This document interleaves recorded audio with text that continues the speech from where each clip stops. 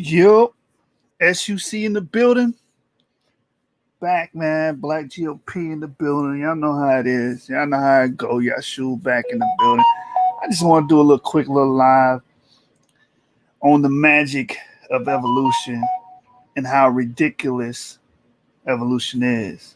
Now, before we start, evolution, this is what happens. Oh, you don't believe in evolution? Evolution is the change within time, right? Everything changes within time. The This is how you know people that subscribe to neo-Darwinism don't even have confidence in their own beliefs, and it is a belief system. You hide behind that definition because you don't want to stand on what neo-Darwinian evolution is, which is common ancestry of all living organisms on the earth. Common ancestry. This is what they believe in. They believe you and that tree outside shares a common ancestor. They believe you and the cockroaches in your house, allegedly. I'm not saying y'all got cockroaches, but they share a common ancestor. You share a common ancestor with wolves. You share a common ancestor, according to secular evolutionists, and this is why they're batshit crazy. This belief requires a lot of magic to happen for plants, bacteria, viruses, all living organisms, microbes, whatever it may be.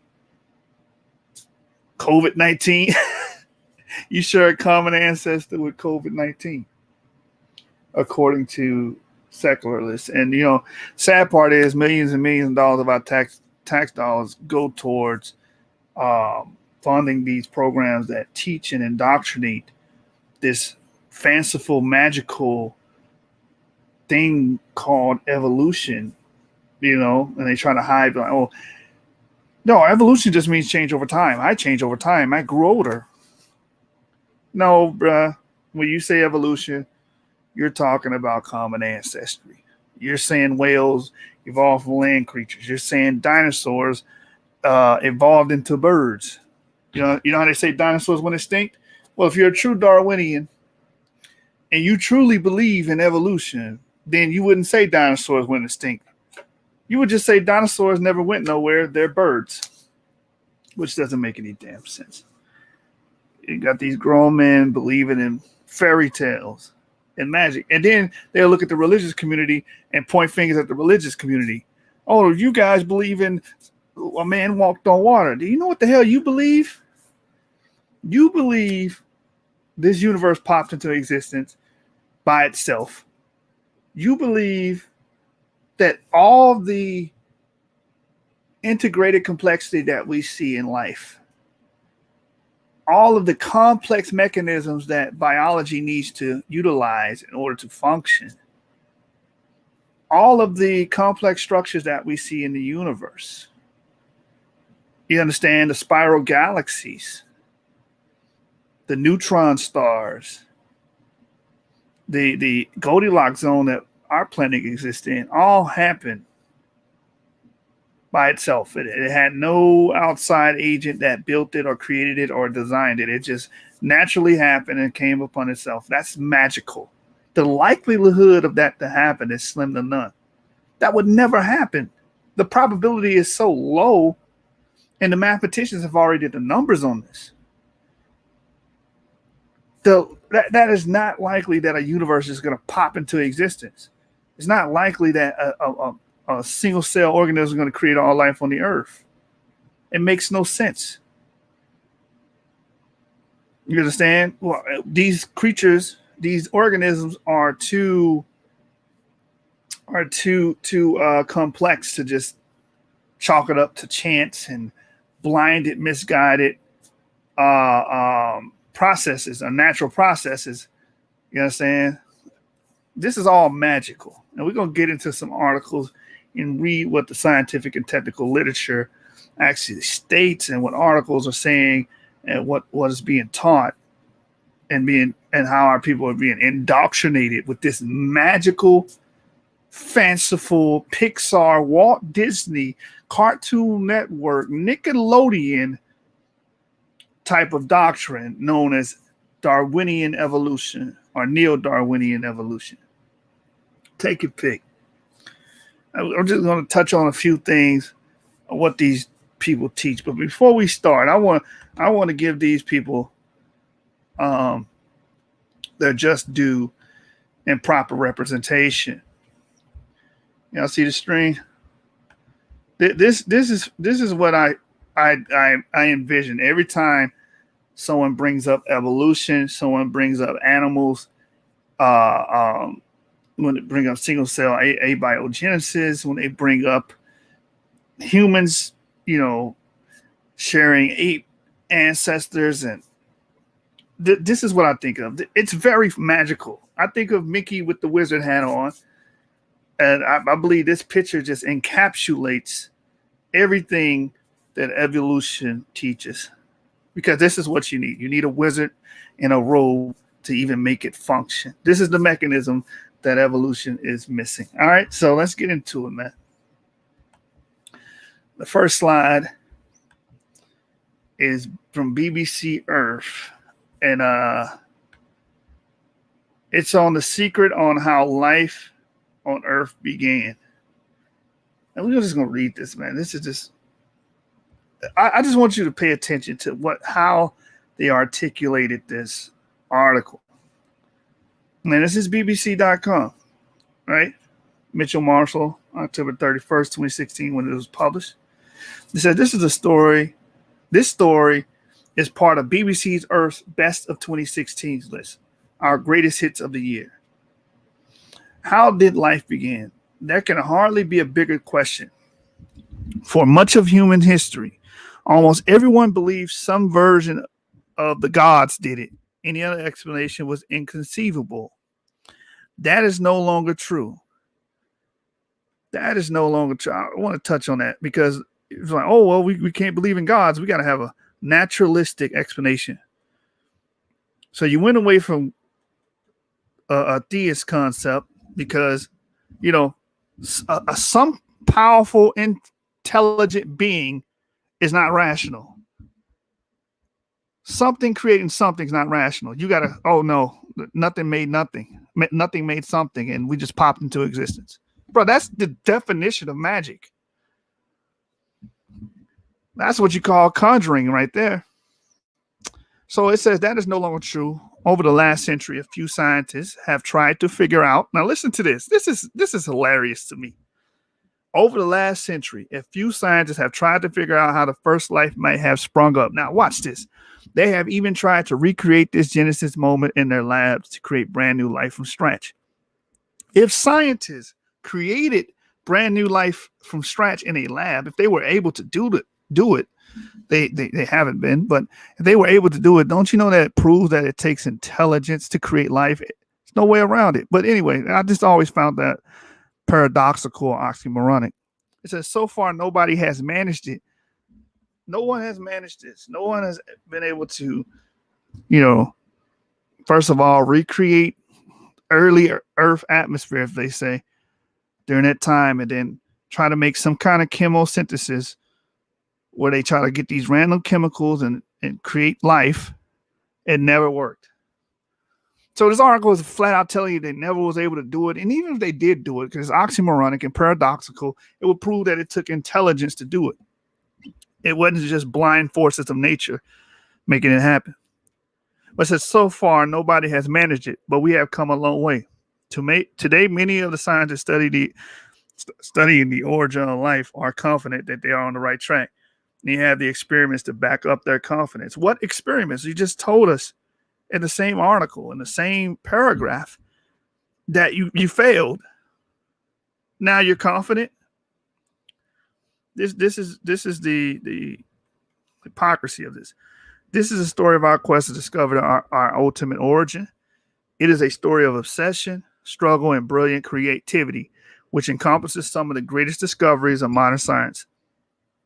The endeavor to understand life's beginnings has sent men and women to the furthest corners of our planet. Some of the scientists involved have been bedeviled as monsters,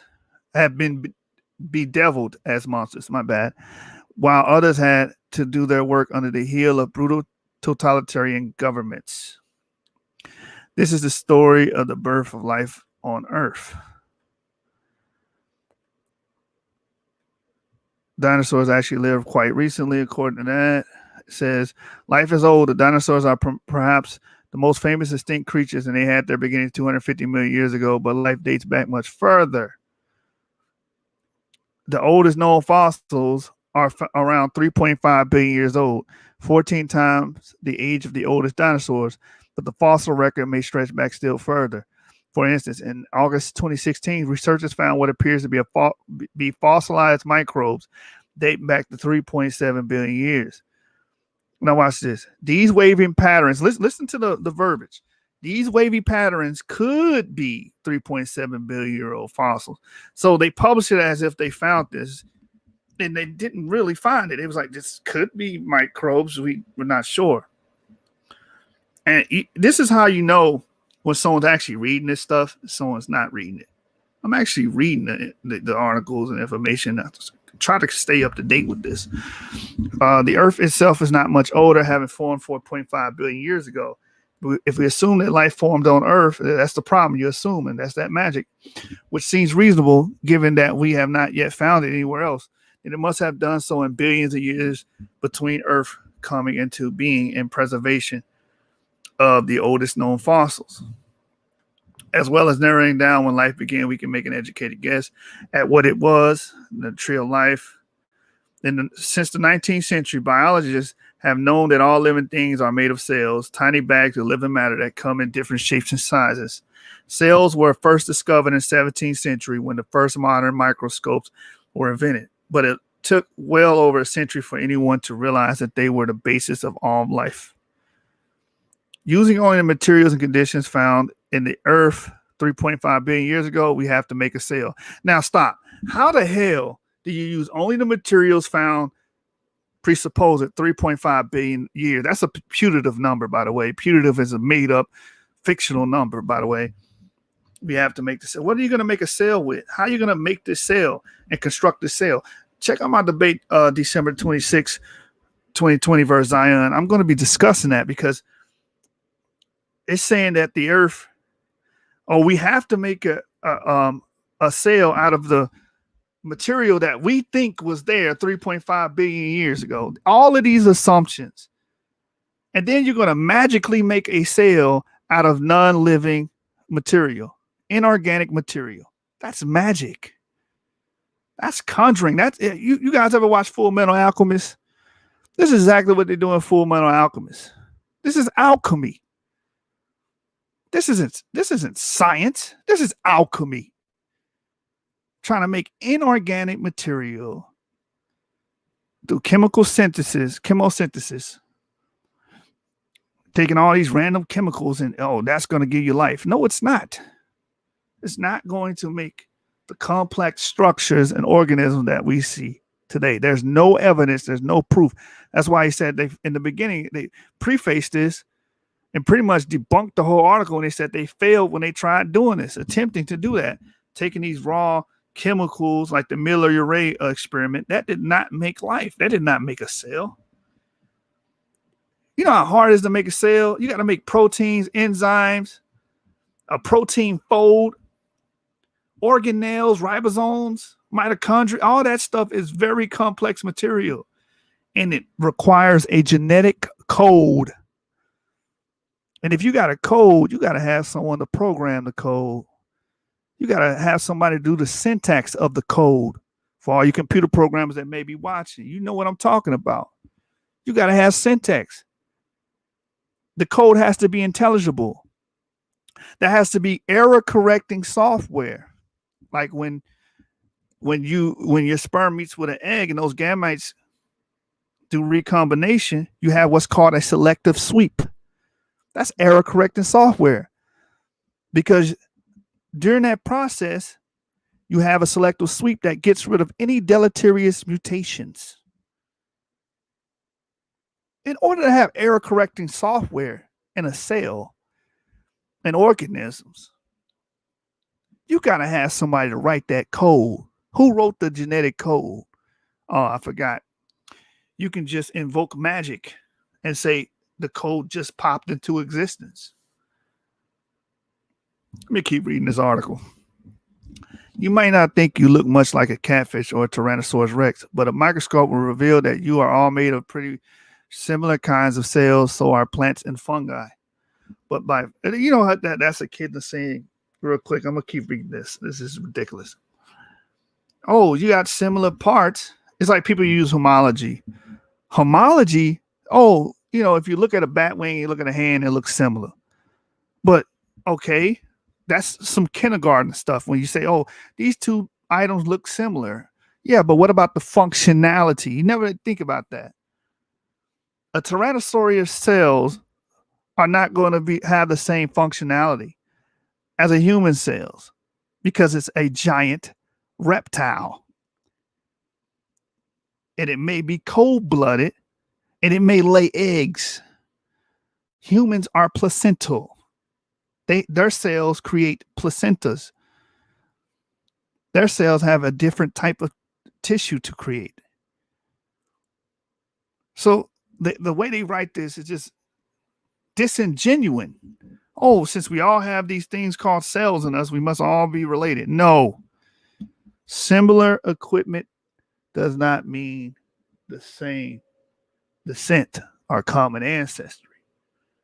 A damn engine in a car didn't descend from an engine in a jet, man, or a plane. And you're like, why are you using machines like cars and planes and helicopters and submarines? Because when you look at cells, they're pretty much bio machines. And that just lets you know whoever came up with this design, whoever wrote this code is a very intelligent being or beings. Plural. We're going to use some plurality here tonight because of how complex these structures are and the code and these proteins that are creating these amazing and wonderful body plans that you guys are chalking up to random mutations and chance, aka magic. How does something that's blind knows to create something to swim, something to fly? It's blind. It's a blind process. You need direction to create all of these things. This is why I said evolution is a fanciful, magical, cartoon-esque theory. And when I say evolution, I'm not talking about change over time. I'm talking about common ancestry because that's what y'all hide behind that definition because you don't want to stand on what you really believe on.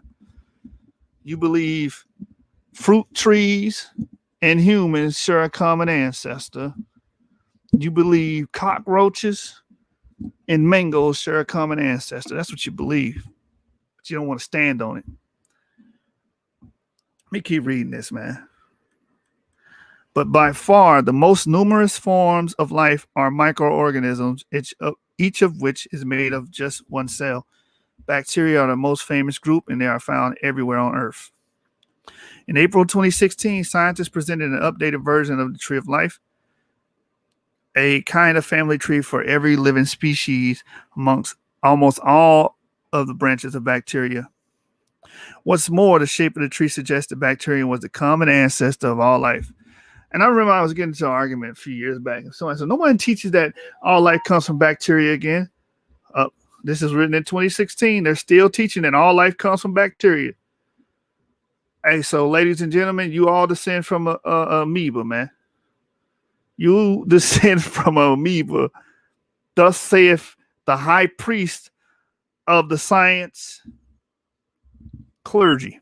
The science clergyman is telling you that we all descend from bacterium.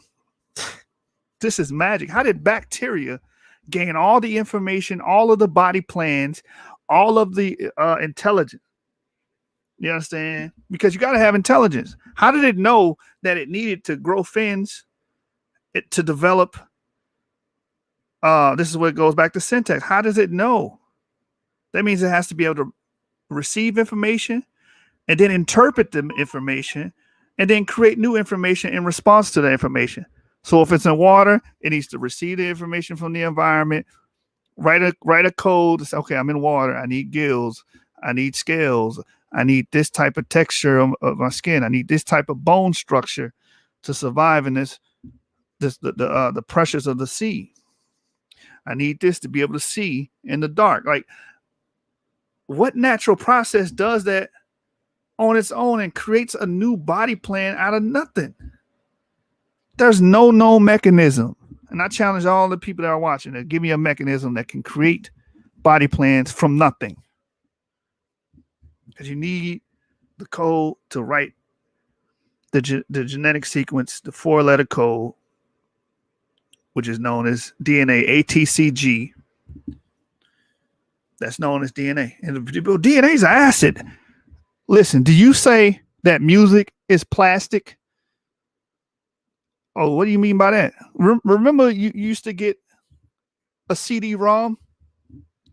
The CD-ROM, I believe, is made of some kind of plastic. I could be wrong, but the point is the CD-ROM is not the music. The CD-ROM is the medium that contains the music, the data that contains the music. So when you look at DNA, yes, it's an acid. It's an acid that contains code, a genetic code. Just like if you had a cartridge, if you had a Nintendo 64, the game is not the cartridge. The cartridge is the medium that stores the information inside. That's the video game. I mean, this stuff is just like, these people are just too indoctrinated and more religious than any church follower, church goer that I know. Say something about evolution. Watch what happened to you. These people are worse than jihad, the jihadi people, man. And Islam, the radical Islam, almost. You know what I'm saying? These people is on that level. And I'm talking about, people that lost their jobs behind this, so on and so forth. But that's a whole nother show. The point is that these people is teaching that we come from bacterium. There's no evidence. There's no link between bacterium and all life on the earth. This is pontification at best. There's no evidence showing that we come from bacteria. Look, it says, in other words, every living thing, including you, is ultimately descended from bacterium. This is magic. Because all of this cannot be explained. There's no explanatory power teaching common descent in a common tree of life. You understand? There's no explanatory power. They don't tell you the steps in between. They just show life how it is now and say, okay, you see how life is now? This came from bacteria.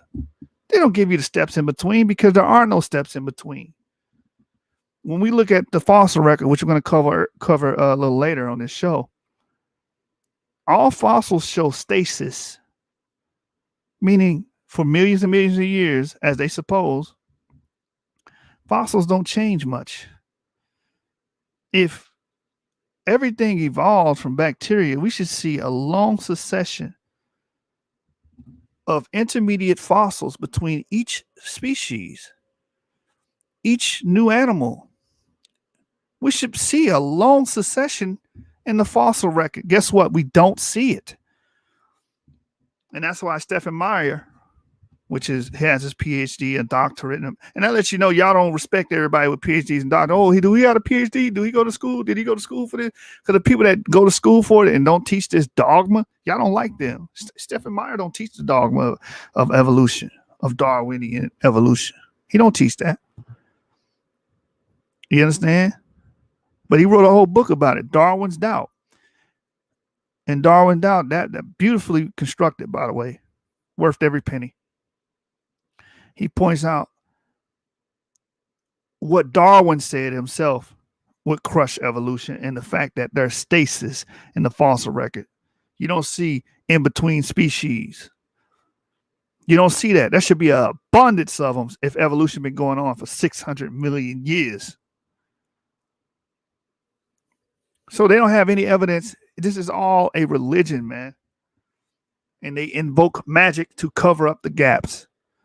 It says, this means we can define the problem of the origin of life more precisely using only materials and conditions found on the earth 3.5 billion years ago. We have to make a cell This is like, how the hell are you going to do that? That's why you haven't been able to do it. Trying to make a cell out of inorganic material. What the hell wrong with y'all? Chapter 1, the first experiments. For most of history, it was not really considered necessary to ask how life began because the answer seemed obvious. I'm not going to read the rest of this. Let me go on to the next one. I'll be here all day. Let me check the comments. Oh, shit, we got a couple people in here, man. What's happening? What's happening?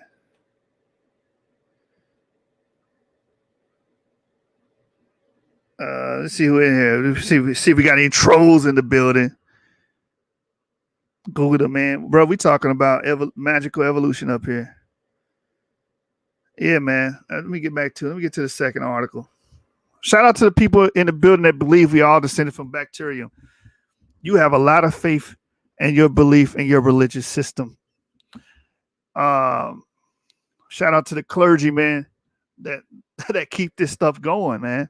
You know, Jay Gould said it the best, which was an evolution. He was an evolution as well, but he prescribed to punctuated evolution, and he basically said evolution is dead. Darwinian evolution is dead, no matter how much they push it in the textbooks. That was the most powerful quote ever written by a scientist. He said, "This shit is dead. Well, I don't care how many times you republish this shit, it's dead." And you know, we got to get that in the airways, because people think if something's published over and over again, if something's forced down your damn throat over and over again, that makes it right. You understand? This is what happens when you got a world ran by liberals. America being ran by liberals, man. The scientific community being ran by liberals. That's why you had a lot of people. There's a book about scientific dissents where a lot of people losing their jobs just because they didn't agree with this bullshit. Not on how they performed at the school. These people were getting praised on how they taught. One of the best teachers in their schools, getting promotions, but don't question my God, Darwinian evolution. Don't question that. That's why I said this shit worse than jihadi Islam, man. This shit worse than extreme Islam, man. We're gonna get into it. We're gonna do a couple shows on this. Prehistoric birds with poor flyers, research shows. This is the funny thing, right? This article is hilarious. University of Manchester, date May 26, 2010. The evolution of flight took longer than previously thought, with the ancestors of modern birds rubbish at flying if they flew at all, according to scientists. You know what's funny about this? Before I get into the article, they have something called convergent evolution, which doesn't make any sense either. That's a whole nother that's like a paradox within a paradox. So what convergent evolution is, multiple beings, multiple organisms evolve flight at the same time, or evolved a certain feature at the same time. So they'll be like, okay, bats evolve flight, birds evolve flight, pterosaurs, you know, the list goes on and on and on. And they have found birds living with dinosaurs. So it kind of contradicts the whole notion that they evolved into them, but that's a whole nother bag. We'll get to that. So, you know what I'm saying? I'll do a couple shows on this, man. I got a lot of material on this religion. Anyway, into the article. The evolution of flight took longer than previously thought, with the ancestors of modern birds rubbish at flying if they flew at all, according to scientists. Archaeopteryx, the theropod dinosaur believed to be the earliest bird, was discovered 150 years ago. Now, listen to how that, I know that was kind of a word salad. Just listen. I want y'all to slow down and hear me out. Archaeopteryx, the theropod dinosaur believed to be the earliest bird. Which one is it? Is he a dinosaur or is he a bird? Because if he's a bird, you can't classify him as a dinosaur. It says was discovered 150 years ago, but debates about how flight evolved still persist. The two theories are that flight evolved in running. Listen to this magical shit that I'm about to read to you. That's in a scientific paper that went through peer review. Listen to this bullshit they believe. I had to blow it up. You got to see this shit. The two theories are that flight evolved in running bipeds through a series of short jumps. This is how they explain how theropods or dinosaurs evolved flight. That they were just going around running and jumping, and eventually they were able to take lift. They were able to do lift. If you know about physics, you know about lift. They were able to thrust. Wait a minute, wait, stop. When did they get the information to get hollow bones? Oh, when did they get the information to get bird hips? Because theropods are lizard hipped. See, when you do that kindergarten shit, and you say, well, just look at a chicken and look at a Tyrannosaurus Rex. Don't they look similar? Huh, nigga? They look similar. They look the same. So they must have evolved from each other. No. Let's deal with functionality. How did dinosaurs function, and how did their structure function compared to how birds function? Their body plans are completely different. But you invoke magic and say running for millions of years, running and jumping for millions of years will make an organism fly. You niggas is ludicrous, man. This is a belief. This is magical. This is Cartoon Network. I'm gonna read it again. Maybe Yashu make it. Yashu, you be lying. Yashu be lying. I'm gonna read it again. The two theories are that flight evolved. I can't even read this shit. that flight evolved in running bipeds through a series of short jumps, or that Archaeopteryx leapt from a tree to tree using his wings as a balancing mechanism. This is gold. This is some gold religion shit. Let's turn to the page of bullshit, chapter 4, verse 3, and let the preacher preach and let the church say amen. Dr. Robert Nuds at the University of Manchester is carrying out a series of biomechanical investigations to shed light on the subject with his colleague, Dr. Garrett Dyke at the University College Dublin. You know what? I wish, I should go to school, get my master's and everything, so I can waste taxpayers' money and get grants to go around and study the origin of flight. You know what I'm saying? And I'm like, listen, I'm going to get these bipedal creatures, and I'm going to have them jump a whole bunch of times. I'm going to study their molecular structure and see how they change and see if they develop some kind of semblance of flight. You know what I'm saying? I can't live a million years. They got to give me the money, right? The government will throw the grant money at me, right? This is interesting shit. Dr. Robert Nuds at the University of Manchester. I read that. For their latest paper, Dr. Nuds and Dr. Dyke applied a novel biomechanical analysis in the flight feathers of early birds, Archaeopteryx and Confuciusornis, to find out if they were strong enough to allow flight. They found out that the dinosaur's feathers, much thinner central stem, must have been solid, or they would have broken under the lift forces generated during flight or by gusts of wind. And this just proves that you need someone designing this shit, because it has to be just right. This is called the Goldilocks paradox, right? When everything we see in life has to be just right, or it doesn't fucking work. How does anything come through random chance? This is also the Humpty Dumpty fallacy. You can't keep growing on the wall and breaking into pieces like Humpty Dumpty. This is why I say this shit's magical and cartoonish. Oh, well, these dinosaurs just kept doing it until they got it right. That's Humpty Dumpty. They fall into pieces. They put them back together again. Humpty Dumpty was suicidal, by the way. Why did he keep going up there? But anyway, that's what the scientists call it. You can't keep making mistakes, and a whole bunch of mistakes create novel traits. Novel meaning new. And flight would be a novel trait for a bipedal dinosaur that's been walking on two legs his whole existence. This is madness. Like I was speaking with the brother the other day when we were doing our preliminary.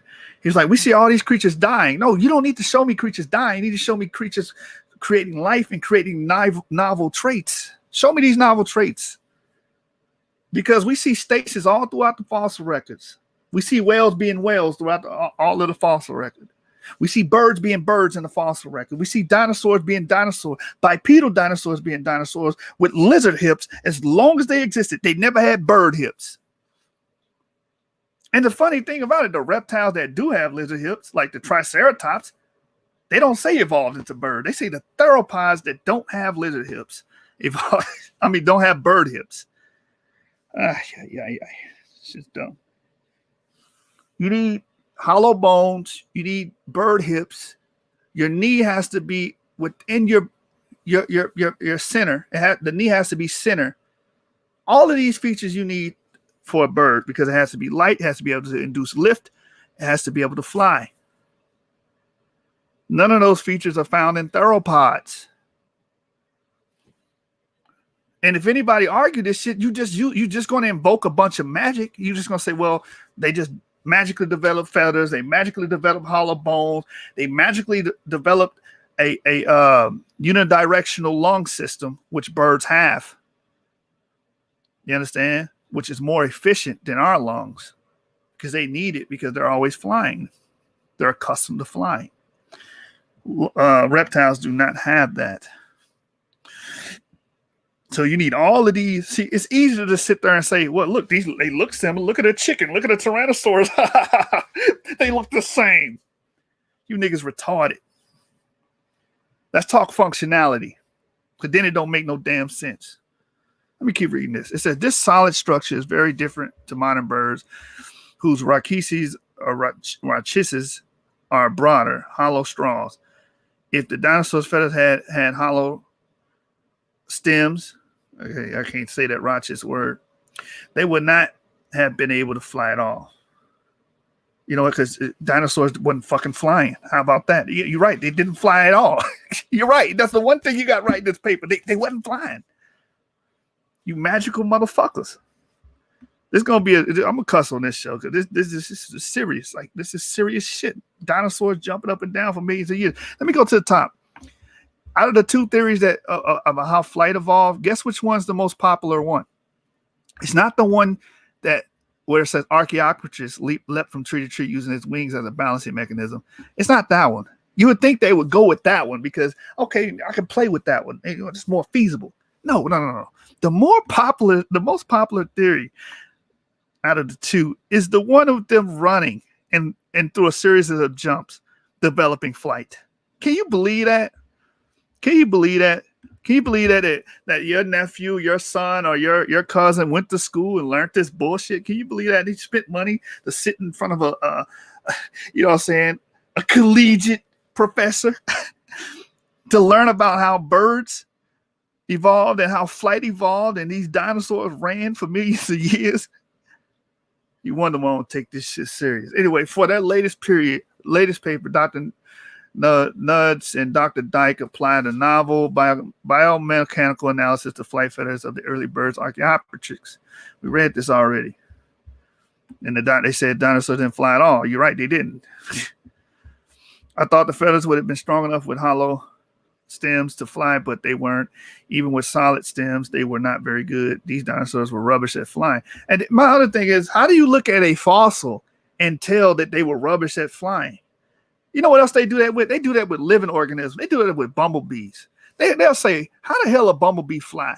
He shouldn't be able to fly. Look how fat it is. Look how big it is. How is it inducing lift? How is it doing all these things? How are you questioning the organism that's doing the actual thing that's in question, flying? That doesn't make no damn sense. I used to watch, BBC and stuff like that, and they would question how bees fly and say that it shouldn't be able to fly. This should be physically impossible. Shut the hell up. This pushes the origin of flapping flight to after Archaeopteryx and Confucius. It must have come much later. It is possible to tell from fossils whether the stems were solid or hollow. So that destroys your whole little thesis. You can't tell if it's solid or hollow. So how do you know? How did it fly? How did you know it was going to break? How do you know all these things? These are all putative arguments. And what happens is, in this community, you guys take putative arguments and say it's fact. Putative means made the fuck up. That's what the word putative means.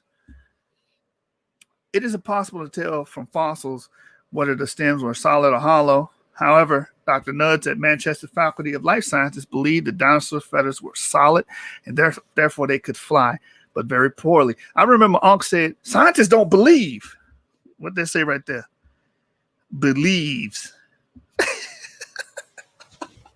Because this is all putative. Putative means you have to believe it because it's not solid. It's not concrete. They're pontificating. They're humans. Humans do that. I don't know why people look at scientists as if they're not humans. They're theorizing that they have their hypothesis. He has no proof of this shit. It already says there's no way to find out if the bones are solid or hollow. Or the stems, the stems are solid or hollow. But he believes the dinosaur feathers were solid and therefore they could fly, but very poorly. That's what he believes. He doesn't have any proof or evidence for that.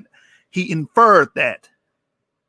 But what you idiots would do on the internet, you trolls will take what someone inferred and take putative data and go around and teach it as if it's fact. That's what we're here for, man. I'm exposing you niggas, man. The fossil of Confuciornis, excuse me, I might be butchering that. Archaeopteryx suggests flight, and at this stage, it would be a brave person to say they couldn't fly, he says. However, their feathers must have been very different than modern birds, and they were poor flyers. Again, this is all inference.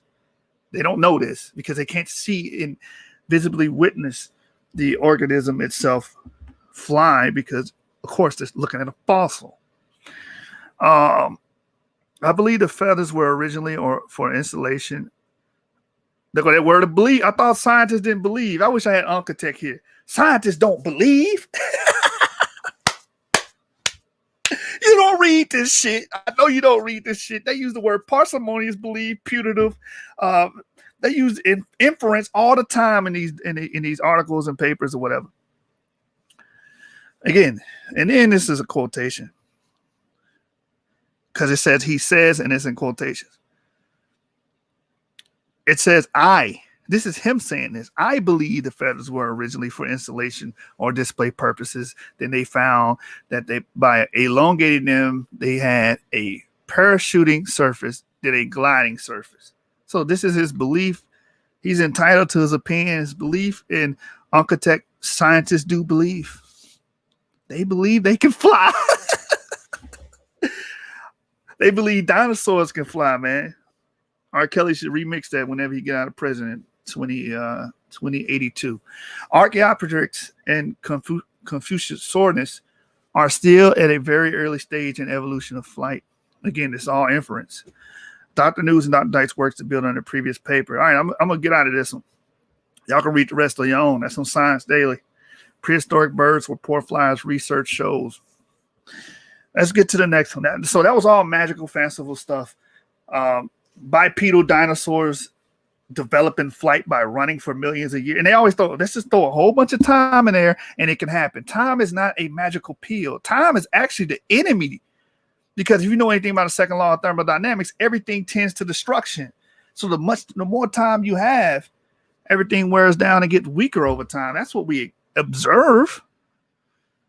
You're gonna get better body plans over time. Get the hell out of here. Only thing you can show me is a record of death. That's the fossil record. You don't show me anything building. I don't see squirrels becoming goddamn French swordsmen. That's too fanciful for you. But you believe bacteria became every goddamn organism on the planet, including French swordsmen. So don't tell me what can't be done and what can't be achieved. Let's go to the next one. If y'all making comments, I know we probably got some trolls in the building. I can't see you. I'll address you in a minute. I'm reading these articles. So the SmithsonianMag.com article is How Did Whales Evolve? Originally mistaken for dinosaur fossils, whale bones uncovered in recent years have told us much about the behemoth sea creatures. What springs to mind when you think of a whale? Blubber, blowholes, flukes are among the hallmarks of the roughly 80 species of cetaceans, whales, dolphins, and porpoises. alive today. But because they are mammals, we know that they must evolve from land-dwelling ancestors. They must have had, because they're mammals. Because so mammals, the land, the mammals, we find mammals on the land. So if we see them in the ocean, they must have came from the land. That's called inference. That's not proof. This is what people do all the time. What you do is you would try to push your goddamn belief on everybody and say it's fact. There's no proof of this. This is all inference. Let's keep reading. About 375 million years ago, and again, the 307 million years is a putative date. I know y'all not educated that push this. Y'all don't even know what putative is. But coalescent dates and ages and divergence times are all putative. It says the first tetrapods, vertebrates, tetrapods, four, they walk on all fours. Vertebrates with arms and legs push themselves out the swamps and begin to live. This shit magical as hell. They begin to live on land. This major evolutionary transition set the stage for all subsequent groups of land-dwelling vertebrates, including diverse lineage called synapsids. If you don't know what synapsids are, they used to say, these were the ancestors of, we're going to get into it, mammals and reptiles. And mammals and reptiles diverged from synapsids. Now, I love synapsids. They're very fanciful creatures, There's no evidence that they created reptiles in mammals. You know what? Why do they look at the fossil record and when they discover a bone? Why do you always have to infer that they created something? Why can't you just enjoy what they were? These synapsids, man, they must have created reptiles and they must have created modern mammals, rats, rodents, and kangaroos and rhinoceros. What the hell wrong with y'all? They pay y'all for this shit? Anyway, which originated about 306 million years ago. Though these creatures such as Dimetrodon look like reptiles, they were actually the archaic precursors of mammals. See, before I read it, I already knew it. You know what I'm saying? I'm familiar with it. Let's keep going. By the time the first mammals evolved 200 million years ago, however, dinosaurs were the dominant vertebrates. Because they used to say, you know what they used to teach? But they got their ass busted on this. They used to teach, no mammals were around during the dinosaur. That lie got pushed to the side because they start finding mammals in the same geological columns and strata as dinosaurs, which kind of put a damper on that belief. They had to throw that belief to the side. So, however, dinosaurs were the dominant vertebrates. So now what they say is, the dinosaurs are more dominant than that time. But they used to say dinosaurs were the only ones there, wasn't no damn mammals. That's a lie. Anyway, mammals diversified in the shadow of the great archosaurs, and they remained fairly small and secretive until the non-avian dinosaurs were wiped out by mass extinction 65 million years ago. Why does it say non-avian? Because these dinosaurs wasn't able to fly. But kids, if you sit back and listen to me now, a couple million years from then, they were able to fly, and they became every bird you see now. They became chickens, they became crows, pheasants, they became all these birds.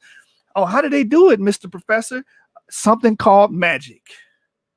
A magical gust of wind came from Hogwarts and gave them hollow bones, bird hips, unidirectional lung system, and air sacs. It gave them all of these biomechanical things to make them be able to fly. And before I tell you how they was able to fly by jumping in succession over and over again for millions of years until they perfected it. You kids just learned evolutionary science. Have a good day. Let me get back into this shit. Where we at? Y'all said this shit's silly as hell. Non-avian dinosaurs. Throw the non-avian there because we all know it. Dinosaurs became avian. They're able to fly now. Were wiped out by a mass extinction 65 million years ago. This is another thing too. If they were wiped out 65 million years ago, then how did they evolve into the birds? That should be crazy. Anyway, this global catastrophe cleared the way for major radiation of mammals. If you don't know what radiation means the spread of, the growing of, like adaptive radiation. It was only about 10 million years after this extinction and more than 250 million years since the earliest tetrapods crawled out onto land. The first whales evolved. The earliest cetaceans were not like the whales we know today, and only recently have paleontologists been able to recognize them. All right, let's keep going. Hope y'all nice and comfortable. Y'all got your little juicy juice. It's fairy tale time. Get your little juicy juice and your little snack. You know what I'm saying? Get you some Pringles. Get you some juicy juice and your fruit snacks. And you know what I'm saying? It's story time. Let's get into it. Tell this little fairy tale to you. For more than a century, our knowledge of the whale fossil record was so sparse. Let me blow this up. You know, so I want the children to see this. Then when I try to teach the children the fairy tale, this happens. What's going on, man? Come on, man. Oh, I did not click that. There we go. For more than a century, our knowledge of the whale fossil record was so sparse that no one could be certain what the ancestors of whales looked like. Now the tides have turned.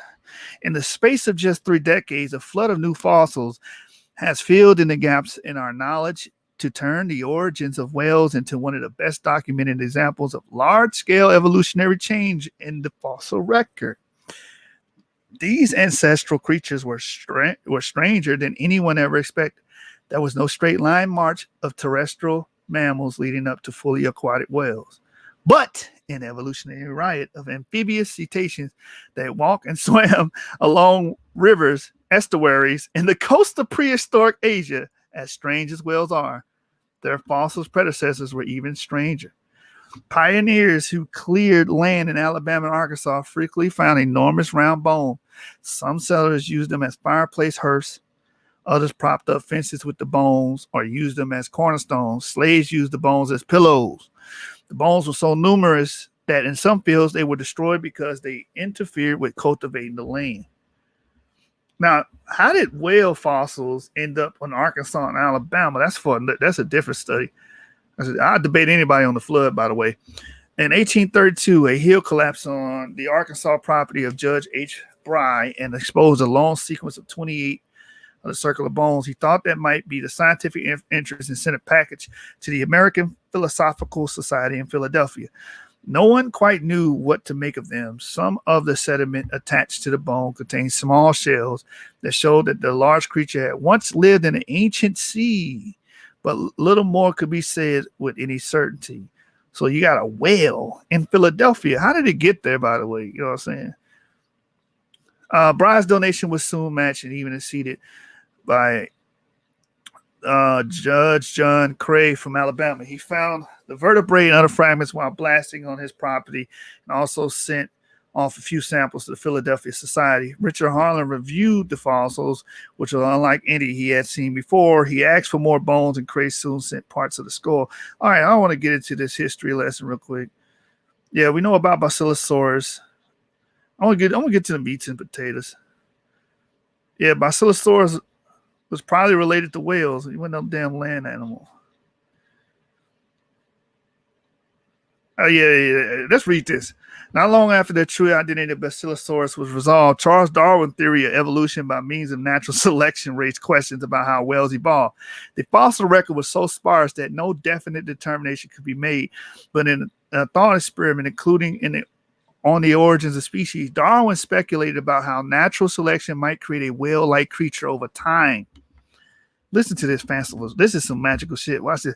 He says, in North America, the black bear was seen by the explorer Samuel Hearn swimming for hours with widely open mouth, thus catching like a whale insects in the water. See, that's what I'm saying. This is kindergarten shit. Oh, if I see one thing do something, then I should be able to jump like a rabbit because, mommy, I saw a rabbit jump. I should be able to jump just like that rabbit. So he saw a bear trying to catch fish with his mouth, and he was like, he's acting like a whale. Now watch what he says. Even so, the extreme in case is this: if the supply of insects were constant, and if it was better adapted competitors than not already exist in the country, I could see no difficulty in a race of bears being rendered by natural selection more and more aquatic in their structure and habits, with larger and larger mouths, till a creature was produced as monstrous as a whale. He basically said bears can become whales. That's pretty much what he's saying. He become aquatic, become adapted to live in an aquatic environment, become maritime, all that jazz. This is magical, fanciful shit they're talking about. You understand? How he's going to do it, Darwin? I don't know. Something called natural selection should be able to create everything, all the body plans it needs.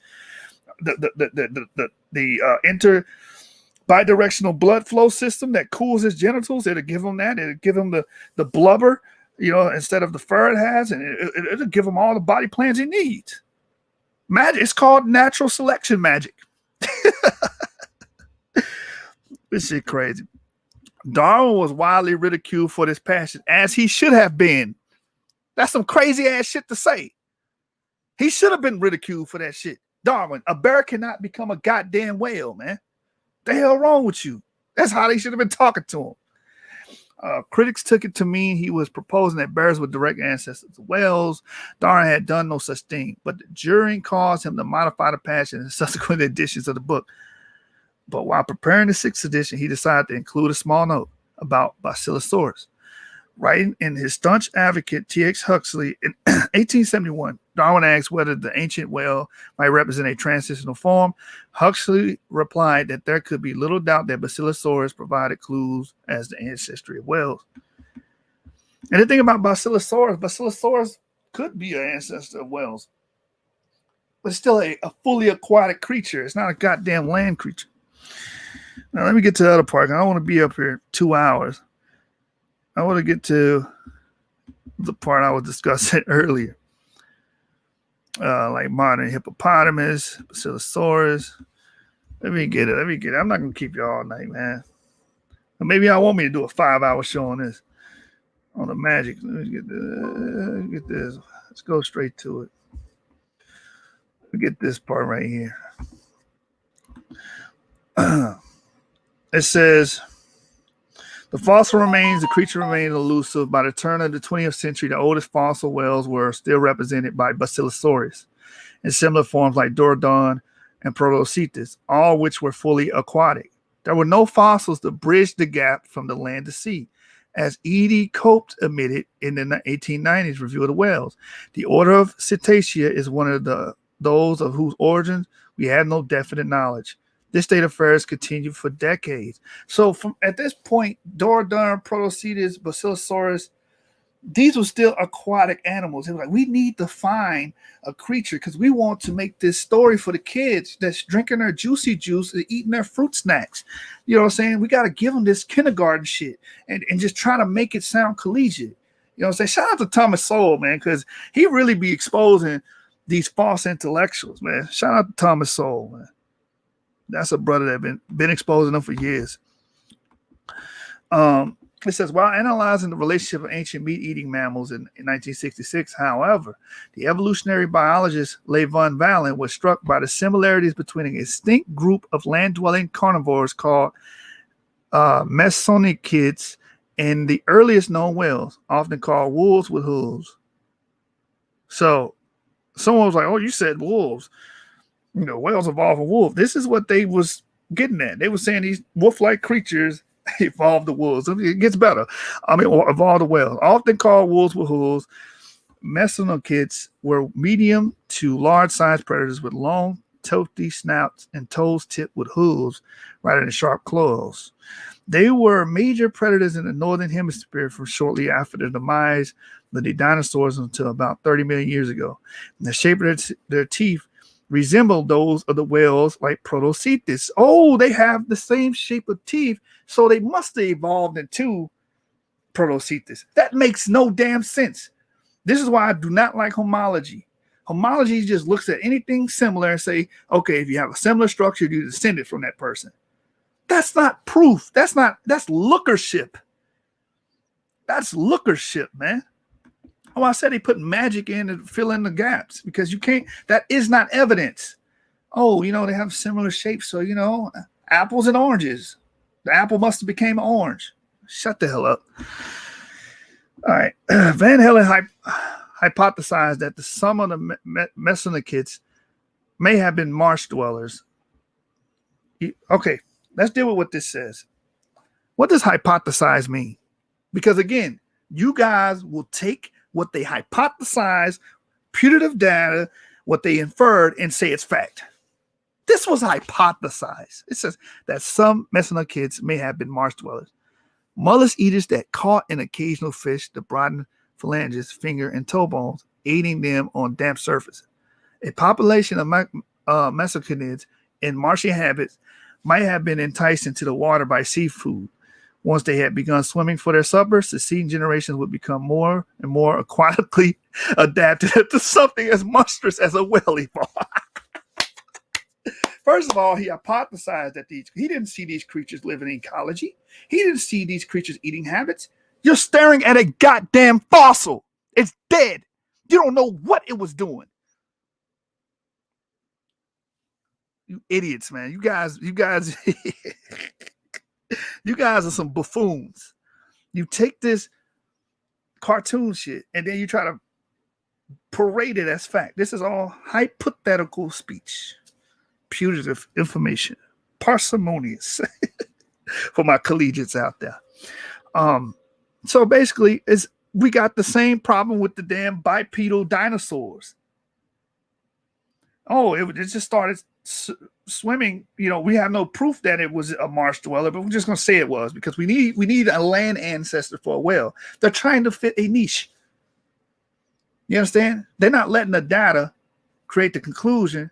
They're fitting the data into their conclusion. So they're saying, okay, we've been saying that damn whales got to come from land animals. God damn it, we got to find something. Oh, I got it. These wolf-like hoof creatures, let's say that they was living in marsh areas and they swim for millions and millions of years. How did you know they was swimming for millions of years? I don't know. It's a goddamn fossil. Don't ask me no questions. Just believe the shit. So, you know, with the bipedal dinosaurs, right?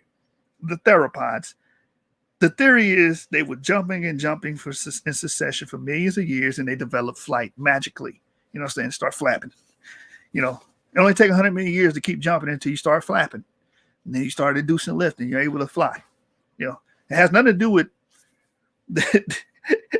your biology. I thought it had a lot to do with your biology and, you know, unidirectional lungs and air sacs and, you know, hollow bones. I thought that's what you need for flight. But no, you just need something called natural selection and, you know, millions of years of doing a repeated act. And then voila, you can swim in water. You're aquatic. Voila, you develop flight. This is what they tell you, man. This is some magical shit. Can I get this? Can I get the... Oh, man. This is what they teaching you. Oh, shit. Let's really read what these people teaching, man. So once they had begun swimming for their supper, succeeding generations would become more and more aquatically adapted unto something monstrous. I can't even read this shit. This is some... All right, let me see what y'all talking about.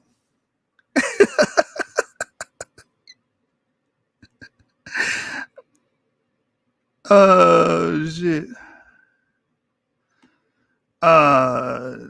Shout out to the trolls in the chat, man.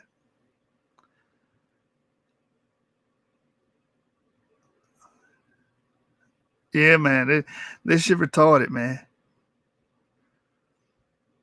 This shit retarded. Shout out to the trolls. Hey, why the trolls in the building? Hit that like button. Hit that like button, man. Hey, Q, you can articulate yourself better than that, man. Why you didn't comment on the fact that they teach that theropods were jumping for millions of years until they developed flight? Why you didn't say nothing then? Somehow they magically got hollow bones, air sacs, unidirectional lungs. You understand? You're not going to comment on that? That's all you can say? That's all you got? All right, let's keep going. Let's go to the next article, man. We done on the whales. Here's another one. I always bring this one up. Hey, look. It's Grandpa. Look at your common ancestor right there, man. it says family resemblance. The ancestor of all placental mammals was a tiny insect-eating creature that evolved soon after the mass extinction that wiped out dinosaurs. Although generally similar in appearance, the shrew-sized uka. All right, so this is the ancestor of all placental mammals revealed. This is every mammal that has a placenta: apes, humans, anything that has a placenta, right? Horses, lions, rhinoceros, elephants, they all evolved from rodents. Listen to what I just told you. Every goddamn thing that has a placenta evolved from a rodent, according to these people. Whoa, it's magic. You know, this is some magical, this is some Cartoon Network shit. Samurai Jack, Star Wars, Raiders of the Lost Ark. This is every imaginative, this is every goddamn Pixar movie into one. Like, Pixar ain't got shit on this. I ain't gonna lie, man. The ancestor of all placental mammals, the diverse lineage that includes almost all species of mammals living today, including humans, was a tiny fairy tale creature that evolved shortly after the dinosaurs disappeared, a new study suggests.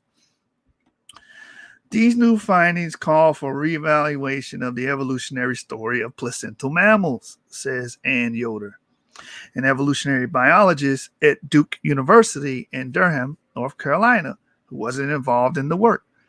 Placental mammals are those that have live birth and nourish their embryos throughout gestation via a specialized organ, the placenta, attached to the wall of the mother's uterus. More than 5,000 species exist today, from a 1.5 gram bumblebee bat to the 190-ton blue whale.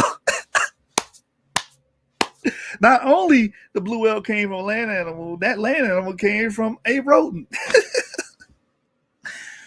Egg-laying mammals such as platypus aren't included in this group. Neither are marsupials, whose use of placenta during gestation is short-lived.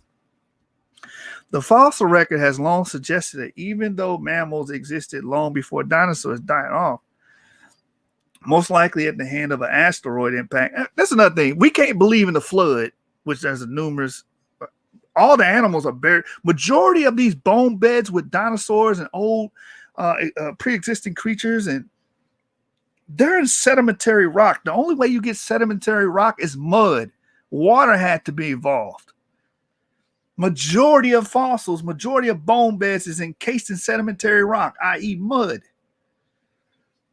But we can believe in asteroid impact because of the ash layer, but we can't believe in the flood because of all the goddamn sedimentary rocks we see these dead animals encased in. Anyway, the furry critters didn't really diversify or reach a large size until their reptilian competitors were out of the picture and ecosystems had recovered, says Maureen O'Leary, a paleontologist at Stony Brook University in New York. And even though the earliest placental mammals don't appear in the fossil record until after the dino die-offs, previous genetic analysis of living species have hinted that placental mammals may have evolved as much as 100 million years ago, tens of millions of years before the mass extinction. Like I was bringing up earlier, they used to teach that mammals wasn't around when dinosaurs were around, but they had to double back on that. It says, to help settle that debate, O'Leary and her colleagues reconstructed the family tree of placental mammals using evidence from a large number of living extinct species. The team's database included more than 4,500 characteristics for each of the 86 species. They chose creatures that represent all major groups of placental mammals, which vary in traits such as size, fur color, various other aspects, anatomy, and physiology, including the number and arrangement of bones and teeth. They also compared 27 different genes common to all placental mammals. For the 40 extinct species included in the analysis, the team could include only information related to dental and skeletal traits. Why? Because all they got is goddamn bones. Of course. You didn't even have to say that. The ones that are extinct, all we had was bones. Duh. They bones. What the fuck? Oh, no. This should be cracking me up. Yeah, this is an extraordinary set of data. Yoda says such databases, also large, are becoming more and more useful, heralding a new era when paleontological reconstruction of family trees can easily tap into the wealth of data available about creatures' anatomy and physiology, she notes.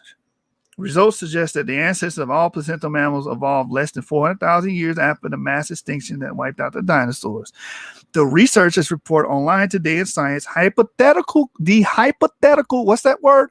Hypothetical creature not found in the fossil record, but inferred from it, probably was a tree climbing, insect eating mammal that weighed between 6 and 245 grams. This is why you got to read this magical shit, because people will say, oh, see, the debate is over. These people know that we came from rodents. No. Pump your brakes, nigga. Get off the gas. That says hypothetical creature, and it's not even found in the fossil record. This is completely made up. So guess what we're playing? Make believe. There's no evidence of this. There's no evidence of this. They use anatomy and physiology, which is homology, what's similar, to infer that we all come from rodents. Facepalm, man. This shit is ridiculous. That's why you got to read this shit. Insect eating mammal that weighed between 6 and 245 grams, somewhere between a small shrew and a mid-sized rat. It was furry, had a long tail, gave birth to a single young, and had a complex brain with a large lobe for interpreting smells and corpus callosum, the bundle of nerve fibers that connects the left and right hemispheres of the brain. Wait a minute. So not only did you didn't make this motherfucker, not only that you made this motherfucker up, you gave it all the attributes it needed to be this quote-unquote ancestor. Oh, it had to be furry. It had to have a long tail. How do you know that? There's no fossil record. You know, we can do whatever the fuck we wanted to. The period following the dinosaur die-offs could be considered a big bang of mammalian diversification, with species representing as many as 10 major groups of placentals, appearing within a 200,000-year interval, O'Leary says. Among the surprises is the study conclusion that the ancestor of a group of placental mammals called Apotherians, a diverse group that includes aardvarks, sea cows, elephants, elephant shrews, and was presumed to have evolved in Africa, actually lived somewhere in the Americas. That's unexpected because by the time ancestors appeared, Africa had split from South America and was thousands of kilometers across the Atlantic, O'Leary says. It's not clear whether the ancestral Afrotherians reached Africa via land route or by island hopping across the northern latitudes, or by riding rafts of material floating across the southern Atlantic. You know, that's another thing. If you don't understand, when after Pangea and these different Rhodea and these different continents split, they're saying, okay, how animals get to America from Africa? They're saying that the animals took hold of rafts and floated from one continent to another. That's what they teach in the scientific literature. I'm gonna do a series on this shit. I'm just gonna keep bringing all this ridiculous shit up. Y'all believe in so much magical stuff, fanciful stuff. Don't say nothing to us about anything else. You the most religious motherfuckers I know. You know what I'm saying? Because it's right here, right? Look. By riding rafts of material floating across the southern Atlantic. So she's explaining, because wait, how do we have these aardvarks, sea cows, elephants, and so on in America, but they evolved in Africa? They must have took these rafts and floated from Africa to America. They would say, "Wait, you crazy, Yashu? You know, during that time the oceans wasn't that big and they wasn't that far from each other. That's completely possible. Why are you questioning that?" You're right. I'm not going to question it. Let's keep playing make-believe. It says the new study used genetic information to arrange the branches on the family tree of placental mammals, but didn't use molecular clock inferred from rates of mutations to determine when the various branches first appeared, Yoder says. Statistical methods that help researchers determine the length of those branches as well as their arrangement will certainly shed more light on mammalian evolution. What's the key word here?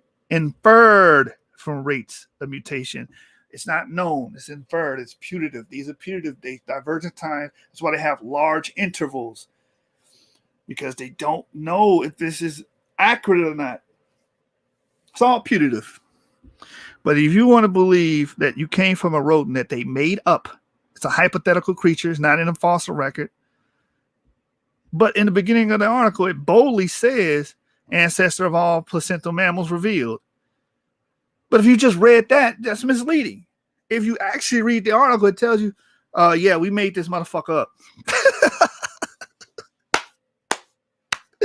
Oh, man, I'm going to be frank with it, man. All right, I'm going to do one more, man. I'm going to evolution news, end it off. Meet the ancient reptile that gave rise to mammals. Cynodonts, which looked like scaly rats, roamed Brazil 235 million years ago. Here's another magical story for you. This is also your ancestor, by the way. We got a lot of ancestors we didn't know about. So we had the rodent. We all came from the rodent, the hypothetical rodent, you know what I'm saying, that used to eat insects, you know. He brought forth humans. That's our great to the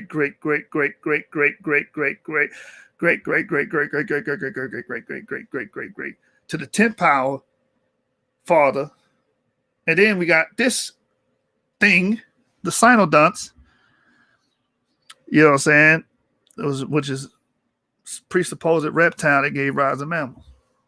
So I just want this really was a slick, you know, familytree.com, you know, ancestry.com moment, 23andMe moment. I'm giving you your ancestor. I really should drop the cash app right now. I'm doing something nobody else doing on YouTube. I'm connecting you to your ancestors, brother. Two weird mammal-like reptiles that sort of look like scaly rats, each smaller than a loaf of bread, roamed ancient Brazil about 235 million years ago. Likely dining on insects, the predators snagged with their pointy teeth, a new study finds. The analysis of two newfound species of cynodonts, a group that gave rise to all living mammals, sheds light on how mammals developed from these Triassic creatures, the researchers said. These new fossils help us understand in more detail the evolution of pre-mammalian forms that gave rise to the group of mammals in which we humans are included. This study leads author Augustine Martinelli, a paleontologist at Federal University of Rio Grande do Sul in Brazil, told Live Science in the email. Again, they're using physical and homology again to infer that this thing produced everybody, all the placental mammals, all mammals actually, not just placental, all mammals, including that rodent we saw that they made up. Cynodonts predate dinosaurs, first appearing in a fossil record about 260 million years ago during the Permian period. Their descendants include marsupial and placental mammals, the furry creatures usually thought of as mammals, as well as monotremes, mammals that lay eggs instead of giving birth to the live young, such as platypus and echidna, the researchers said.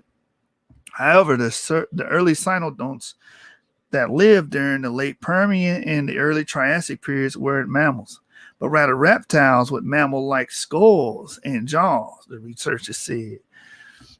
And you, if you've been following the video this far, you know how they came to that conclusion. Oh, they have similar jaws, they have similar skulls, so that sells it. We're done. Give me my $250,000, United States of American government. Give my money. I found it. I found the damn ancestor that we come from. Look at the jaw. That's all I need. Bro, this shit's silly. They said the specimen of one of the newfound cynodont species have been resting in the collection department at the Museum of Earth Science in Rio de Janeiro, Brazil, since 1946. That's when L.I. Price, a Brazilian paleontologist, found the two skulls and two jaws in a rock dating to between 237 million and 235 million years ago in the Santa Cruz do Sul municipality of Brazil's southern state of Rio Grande do Sul. Those specimens belong to a small animal about 12 inches in length, with unusually large protruding upper canine teeth, suggesting it ate insects. The creature's anatomy indicates that it is part of a distinct family of carnivorous cynodonts called that word. I'm not going to try to pronounce that, pretend like I know how to say it, but it's that word there if y'all want to look that up. In fact, the newfound species is likely related to Proboscis gene sunny, some magical shit. A species discovered in Triassic age rocks of the La Rioja province in western Argentina. But the researchers said the newly discovered creature is different enough to justify having its own genus and species. The name honors two eminent paleontologists, Jose Bonaparte from Argentina and Cesar Scots from Brazil, both of whom spent their lives studying the Triassic fossils of South America. The other newfound cynodont, maybe that's how you say it. I said cynodont or the cynodont's probably it. Also discovered in the state of Rio Grande do Sul, was identified with fewer remains, just a jaw with teeth. The researchers said the scientists dubbed in honor of Fernando Abdala, Argentinian paleontologist who studies South American African cynodonts. The researcher says, look, here it is right here. This is how they came to the conclusion that we descend from it. Look, Abdala was about half size the Bishosi, measuring only 6 inches in length. The shape and definition of Abdala's teeth are reminiscent of those present in early mammals, Martinelli says. Oh, that's all we need. That means we descend from them because the teeth look similar. That's it. Give me my $250,000. It's a Howard. Both cynodonts lived many of years before the appearance of the first known mammal. Oh, so they lived before and they have teeth like them. So they must have passed down the teeth to their mammal, to the mammals. That's it. That's science. That lived about 160 million years ago in what is now China. Experts told Live Science in 2011. And that's the end of that article. So again, we 23andMe here. This is Family Tree right here. This is Ancestry.com. This is GEDmatch. I'm showing y'all ancestors. Your ancestors. You descend from this reptile because it has similar teeth to known mammals. Matter of fact, I'm going to put my cash app down. Should I put my cash up here? Oh, man. All right, let me go. I'm not going to be on here all night. Let's go to evolutionnews.com. I'm going to end this here. Stasis. Life goes on, but evolution does not happen. By Denise O'Leary. October 12, 2015, when it was published. Darwin explained clearly and eloquently the pattern we should find in a fossil record if his theory was correct, let alone the juggernaut that his presence they supporters insist. It may be said that natural selection is daily and hourly scrutinizing throughout the world. Every variation, even the slightest, rejecting that which is bad, preserving and adding up all that is good, silently and insensibly working wherever and whenever opportunity offers at the improvement of each organic being in relation to its organic and inorganic conditions of life. However, it has turned out that way.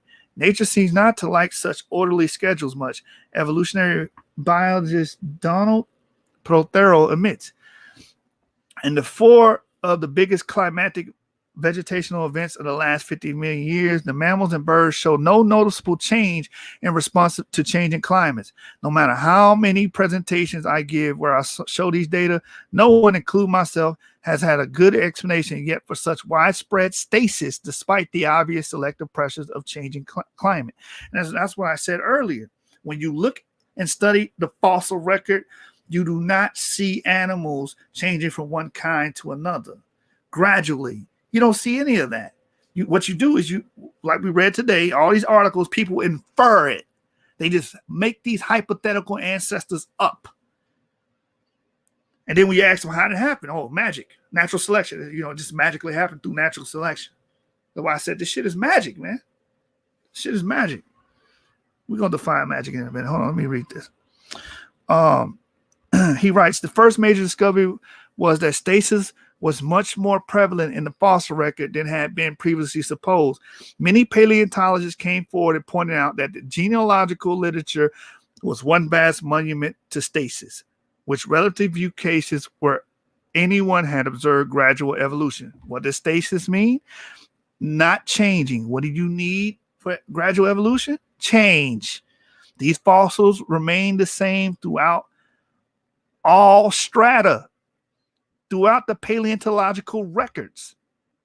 If evolution was true, we should see these intermediate fossils in between each species and each creature. We do not see that. We should see each incremental step. We don't see it. But what we do see is stasis. Animals with full body forms, complex. Check out the Cambrian explosion. And there was many explosions. That's just the most famous one. The first major diversity was the stasis was much more prevalent in the fossil record than had been previously supposed. I read that. Similarly, biologists and paleontologists now, Eldridge, best known for his theory of punctuated equilibrium, sudden appearance of phyla, classes, and orders following by long periods of stasis, has noted. As a PhD candidate, I set out to collect trilobite fossils from all over the Midwest. And I started to realize that the fossils I was collecting, whatever point in time I was in, all looked the same. I found no evidence of change. At first, I put that down to my inexperience. I'm not good enough to see the obvious changes that are here.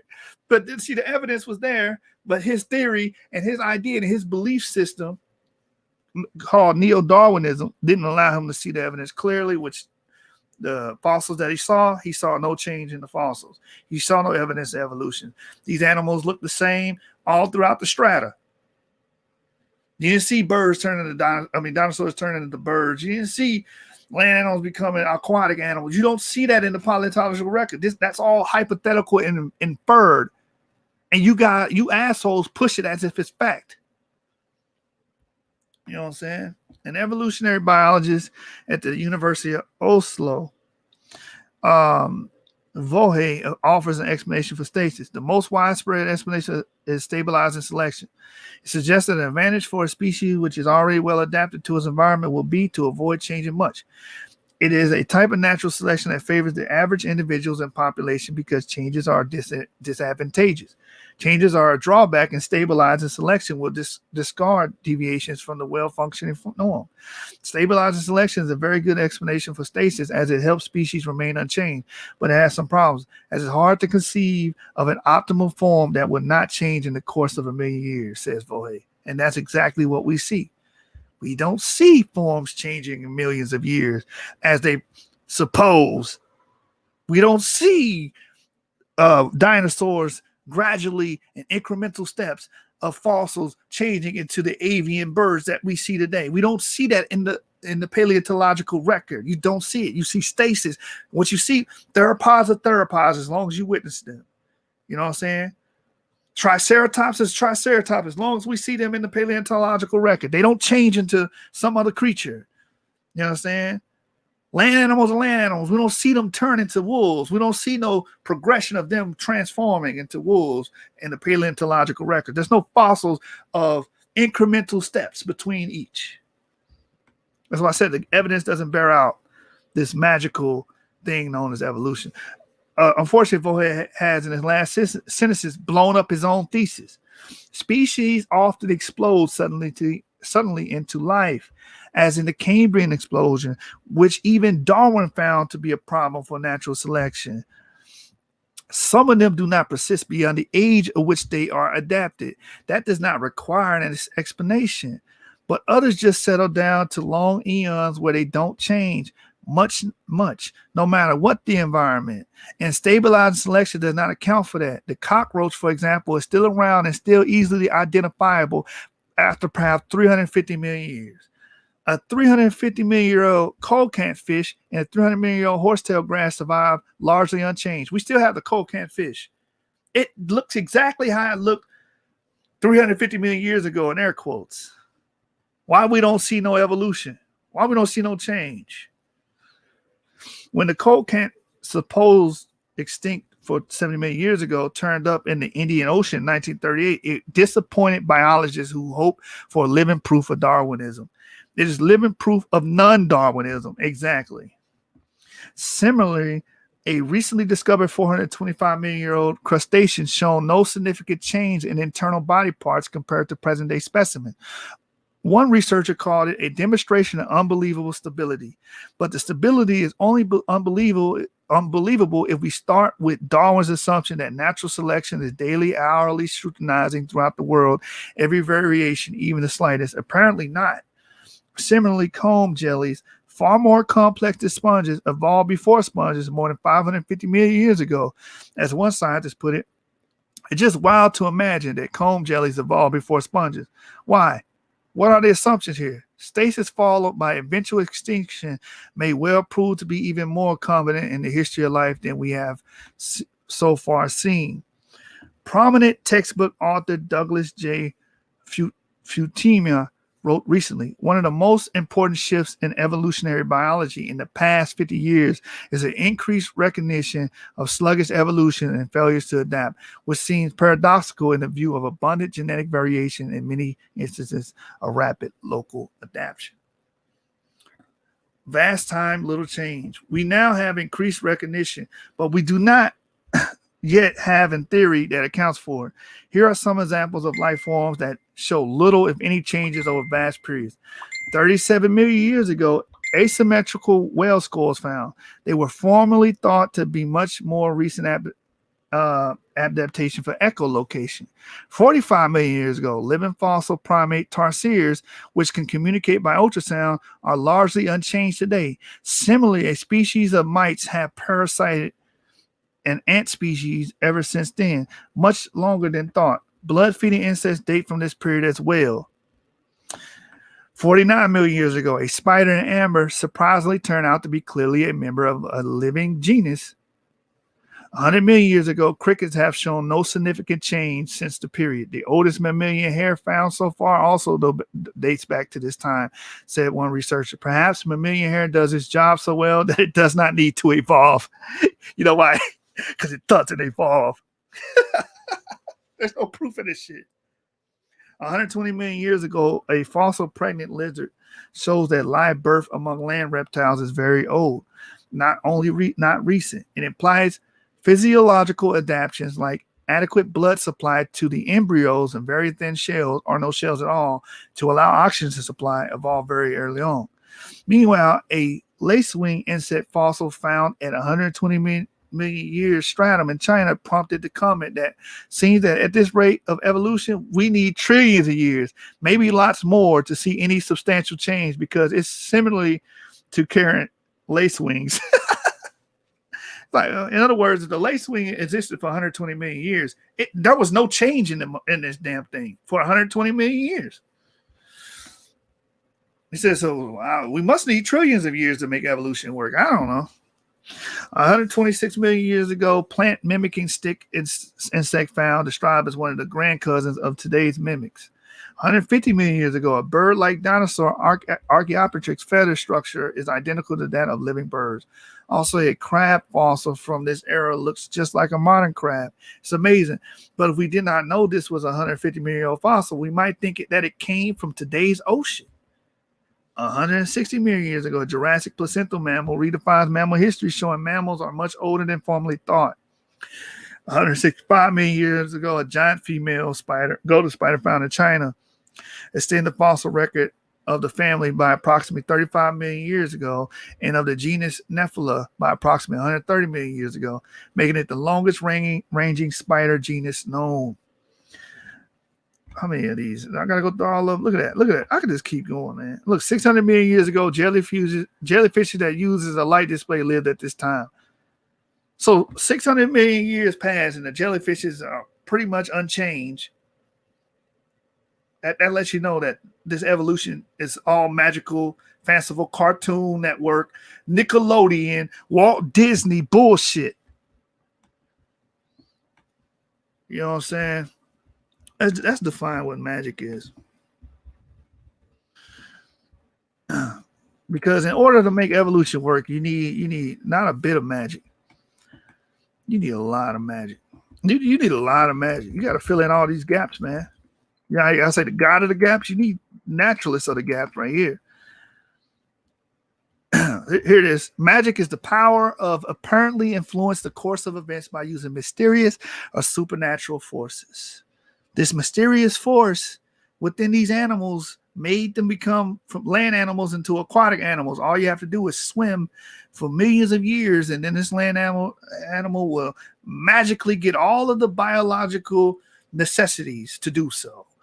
Or the theropod can jump for millions of years and magically get all of the biological necessities like air sacs, a unidirectional lung, you know what I'm saying, hollow bones, a thigh in the center of their body, a knee in the center of their body, their balance, wings, feathers.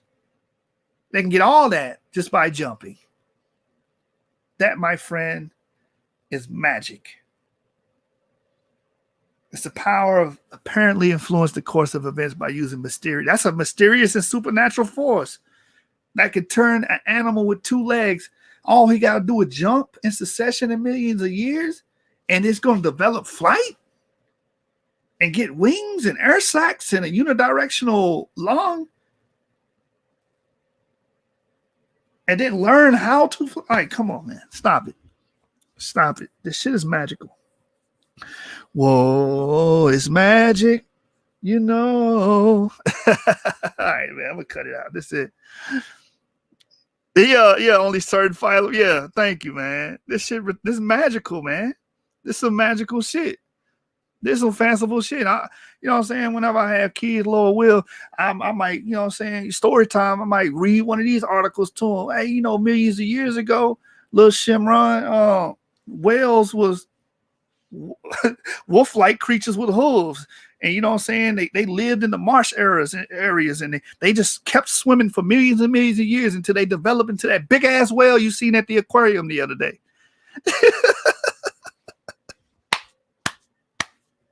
Oh man, let me read some of these comments. I know I had some trolls in here earlier. The troll, hey, matter of fact, I seen some trolls in here. He didn't even have much to say. One of the trolls.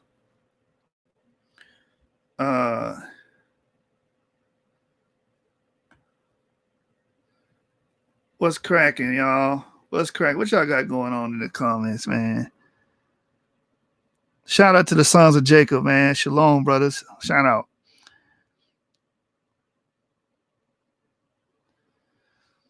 The scientist himself said he believed. Cut that shit out. Whoever this nigga is, Bruce, cut it out, man. The scientist himself said he believed. Why? Because he's using parsimony. He's using putative data. They have no real evidence, so they have to do that. Stop acting like scientists are not humans.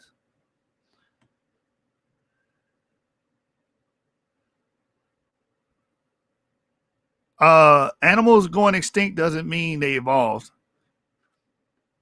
The dodo died out in our time. That's not evidence of evolution. That's evidence that he went extinct.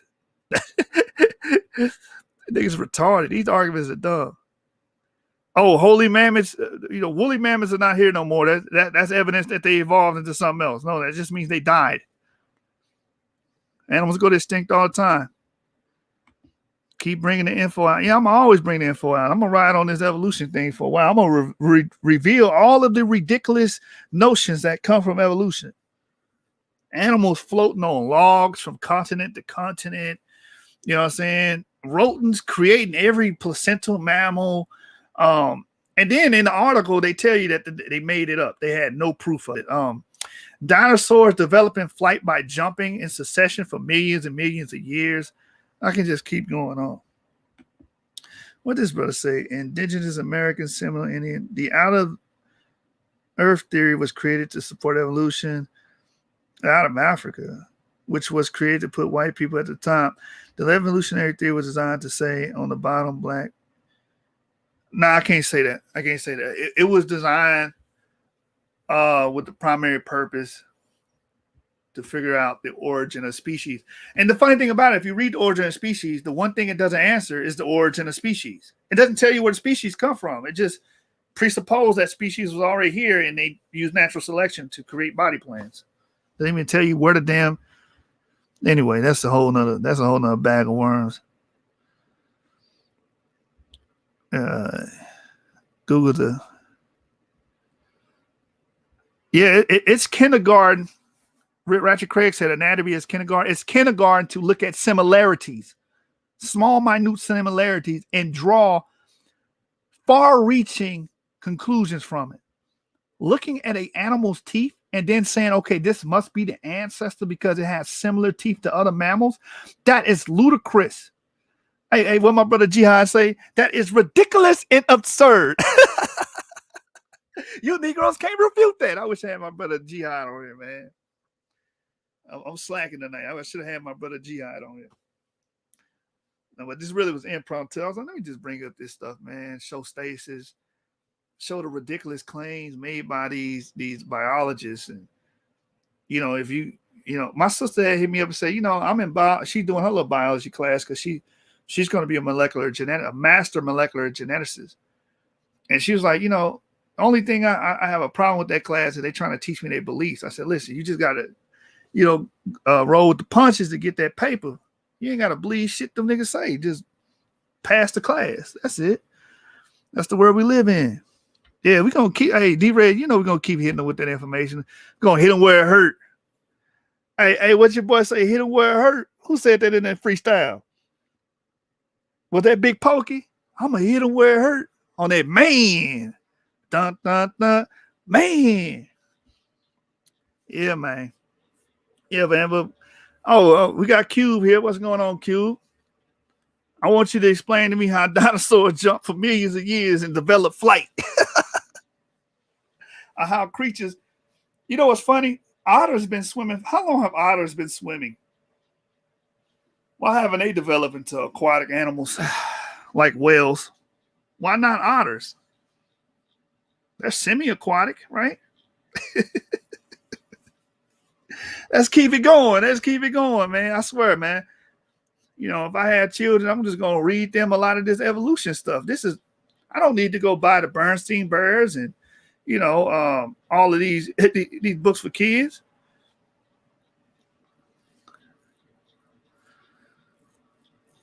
Yashamai, that's not the show for this. I don't know what you're saying. But yeah, man. I don't gotta go to the kiddie section to buy, good night stories for my children. I can just go to the biology section and get the books on Darwinian evolution and read all of that festival shit to my kids. They gonna love that shit. Oh, daddy, this is cool. I can't wait till tomorrow so I can hear the rest of this shit. Dinosaurs getting wings? Will dinosaurs be able to fly? Daddy, can I fly? Yes, son. If you jump 1,000,000 times, you're gonna evolve and get the biology to grow wings. You understand? And get air sacs in your body and a unidirectional lung from jumping, son. You just got to keep doing that. All you got to do is believe. That shit magical as hell. Hey, look, we got the clergyman, Cube. Shout out to Cube, man. He keeping it real. He gonna die for it and ride and die for his religion. He said evolution is a fact. Get over it. It's a fact that we came from rodents. It's a fact that theropods developed flight, jumping off the ground for millions of years. It's a fact that animals were swimming in the ocean, swimming in marsh areas until they developed into monstrous whales. That's a fact, brother. Even though the goddamn articles say hypothetical, inferred.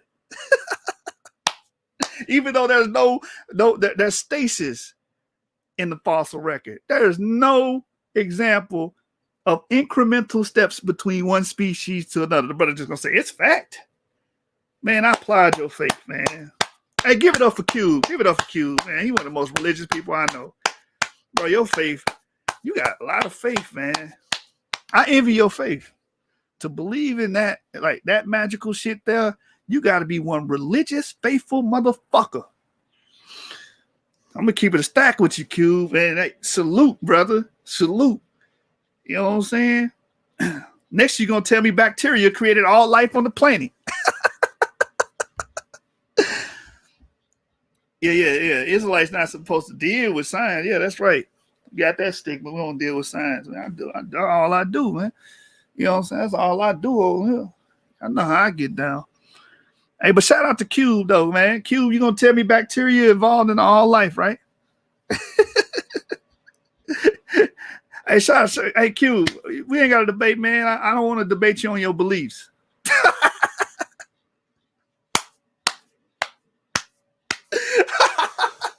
You know what I'm saying? I would feel like the bad guy if I debated you on your beliefs, man. Debating whether or not we came from, our common ancestor, the bacterium.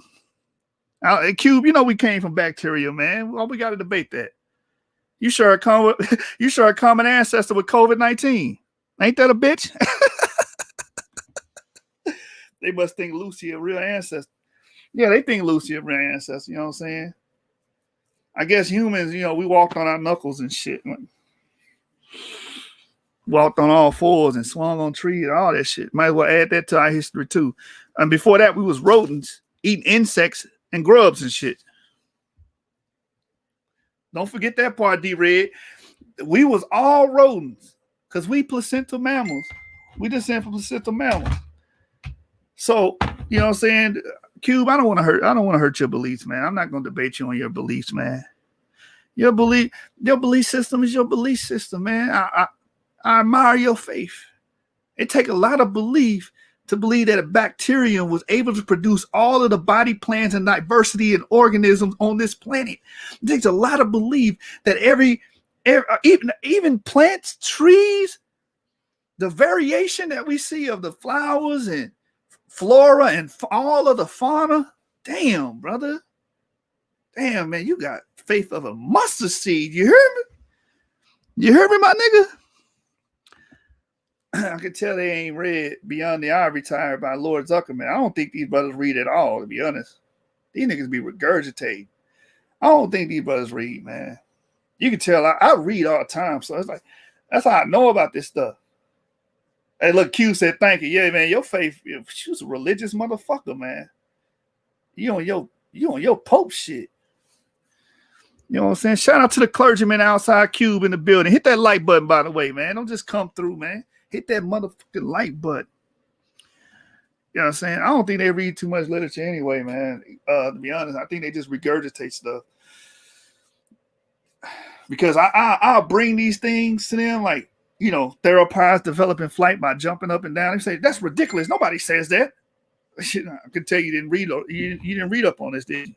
But you go around saying dinosaurs became birds. You don't even know what they argue. So yeah, it's apparent, man. These brothers don't read. You know what I'm saying? Got my nigga Cube in the building. He half bacterium in this bitch. Yeah, man. Hey, shout out to Zion too. He said, thanks for this ain't my argument for our debate, bro. Trust me, I never do that. He said, thanks for the discovery. Nah, bro, my debate ain't gonna have anything to do with what I talked about tonight. I know I get down, man. I really does this. You know what I'm saying? Hey, shout out to the source, man. Shout out to the CEO Jeremiah. Shout out to my brother. Shout out to my brother, James the Argument King. Shout out to D-Red coming through showing love. Shout out to Jihad. Shout out to the whole source, man. Shout out to King Self, the middleweight champion. You know what I'm saying? We've been holding it down. I will be back in the ring on the 26th to debate this magical belief system known as evolution.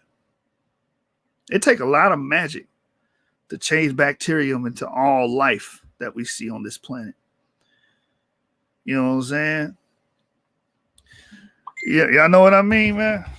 It takes a lot of magic. You know what I'm saying? Some Pixar shit. You know what I'm saying? Y'all believe in miracles. What that song says? I believe in miracles. Y'all niggas believe in miracles, man. Yeah, man. All right, man, I'm going to shut it down, man. Shout out to everybody that showed love. Hit that like button and subscribe to the channels, man. Subscribe to the Source Debate League. Join our group on Facebook, the Source Debate League group. We're going to hold it down, and I'm going to come back. We're going to talk about this evolution. We're gonna make this a series. We're going to make this a Netflix series. We're going Netflix on y'all. We're going Hollywood on y'all. You know how we do it. 7 Gang.